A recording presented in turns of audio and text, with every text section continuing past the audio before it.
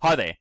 In this video, I'm going to be looking at human resource management processes, in particular focusing on separation. So, separation. This is where an employee leaves a business, either voluntarily or involuntarily. So, voluntarily being out of their own free will, involuntarily meaning it's against their will, really. Now, voluntarily, we can look at areas of separation, for example, through resignation, relocation, voluntary redundancy or retirement. Involuntarily, we've got your contract has expired, retrenchment, dismissal. Now, to avoid claims of discrimination and adverse effects on the morale and productivity of remaining staff, involuntary separation must be managed very carefully and in compliance with legislation, awards, and agreements. Acceptable situations for redundancy would include closure of the workplace site, completion of the project on which the employee worked, lack of contracts or orders for work, a downturn in demand from customers, or a need to reduce staff due to financial difficulties in the business. Now, businesses might be required to have documentary evidence for those reasons. For example, the company might need to provide financial statements showing financial difficulties, for example. Now, let's look at dismissal. Summary dismissal is an instant form of dismissal that applies to employees involved in gross or serious misconduct, such as theft. Okay? Now, termination for misconduct, however, must meet the test of being fair and reasonable, given the circumstances. So there's still going to be some sort of fair and reasonable reasoning behind it. Okay? However, summary dismissal is more for the serious misconduct. Dismissal can also be based on poor performance or redundancy due to organizational restructuring, downturn in business or technological change, making a job redundant.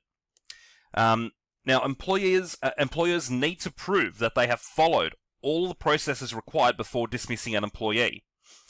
In the case of poor performance, businesses are required to give employees a written warning about their poor performance over a period of time.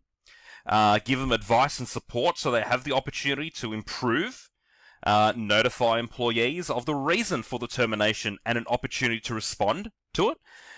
In the case of redundancy, the employer may be asked to show that the employee's job was no longer needed, that the redundancy is genuine, there was no appropriate work available elsewhere, but they were consulted about alternative redeployment, etc., before they can actually make a person redundant.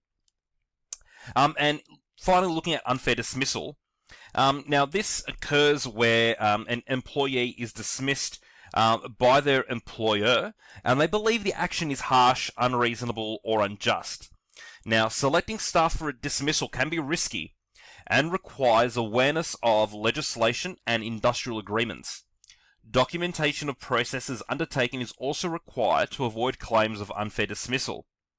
An unfair dismissal occurs where an employee makes an unfair dismissal remedy application at Fair Work Australia, finds that the employee was dismissed, the dismissal was harsh, unjust, or unreasonable, and the dismissal was not a case of genuine redundancy, and the dismissal was not consistent with the Small Business Fair Dismissal Code, where the employee was employed by a small business.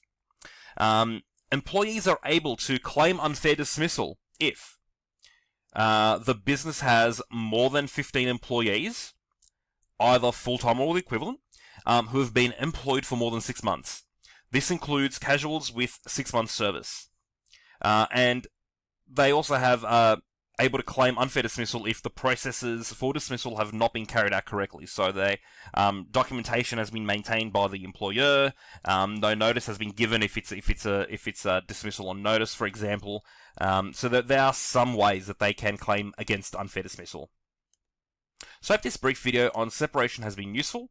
The next video will begin looking at human resource management strategies and beginning with leadership style and job design. Thank you.